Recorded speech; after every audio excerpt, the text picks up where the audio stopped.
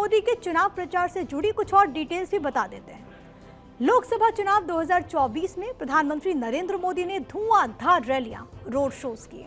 इसके साथ ही उन्होंने पूरे चुनावी अभियान के दौरान तकरीब 200 पत्रकारों से बातचीत की और उनके सवालों के जवाब दिए। इस दौरान उन्होंने 80 इंटरव्यूज दिए, जिसमें इलेक्ट्रॉनिक, प्रिंट और डिजिटल मीडिया शामिल है। इन इंटरव्यूज में पीएम मोदी ने अपनी सरकार के 10 साल के कार्यकाल का पूरा रिपोर्ट कार्ड तो लोगों के सामने रखा ही, विपक्ष के भी तमाम आरोपों पर खुल करके अपनी राय रखी।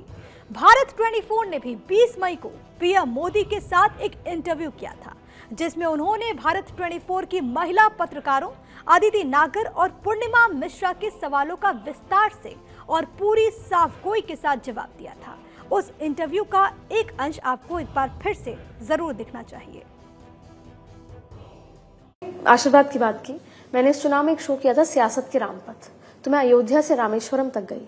अयोध्या में मैंने दक्षिण भारतीयों की एक लंबी कतार राम मंदिर के दर्शन के लिए देखी। जब मैं आखिरी में रामेश्वरम तक पहुंची, तमिलनाडु तक, तो पूरे 5 राज्यों में दक्षिण के मोदी घर घर तक पहुंच चुके हैं। तो क्या भारतीय जनता पार्टी अब एक राष्ट्रव्यापक पार्टी हो गई है और इसका क्रेडिट आपके पास दे सकते? दुर्भाग्य है, हमारे देश में कुछ लोगों ने ऐसा नैरेटिव गढ़ा है और आपकी जनरेशन के पत्रकार भी उसमें फंस गए हैं। कैसा नैरेटिव गढ़ा? ये बीजेपी तो उत्तर भारतीय पार्टी है, बीजेपी तो शहरी पार्टी है, बीजेपी तो बनिया ब्राह्मण की पार्टी है, बीजेपी तो महिला विरोधी पार्टी। ये सारी नैरेटिव गढ़ दिए गए पिछले 40-50 साल में। हकीकत ये है कि भारतीय जनता पार्टी गुजरात में 30 साल से राज कर रही है। वो हिंदी भाषी है क्या? उत्तर भारतीय है क्या? महाराष्ट्र में हम राज करते हैं, गोवा में हम राज करते हैं, कर्नाटका में हम राज करते हैं, पुडुचेरी में हम राज करते हैं। क्या ये? लेकिन अब चल पड़ी ये फैशन, कोई कहने वाले कोई काउंटर क्वेश्चन नहीं करता है।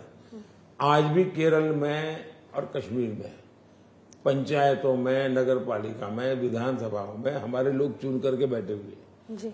कश्मीर से कन्याकुमारी, अटक से कटक, पूरे हिंदुस्तान में भारतीय जनता पार्टी संगठन के रूप में तो है ही है, जनप्रतिनिधि के रूप में भी है और वो अपनी भूमिका अदा करता है। और जो हम पर आरोप लगते हैं, संसद में सबसे ज्यादा SC, ST, OBC MLA किसके हैं? बीजेपी के। MP किसके हैं? बीजेपी के। सबसे ज्यादा विमेन MLA किसके हैं देश में? बीजेपी के। सबसे ज्यादा विमेन MP किसके हैं? बीजेपी के। सबसे ज्यादा किसान MP किसके हैं? बीजेपी के। सबसे ज्यादा ग्रामीण बैकग्राउंड के बीजेपी MP किसके हैं? बीजेपी के। लेकिन एक झूठ नैरेटिव चल रहा है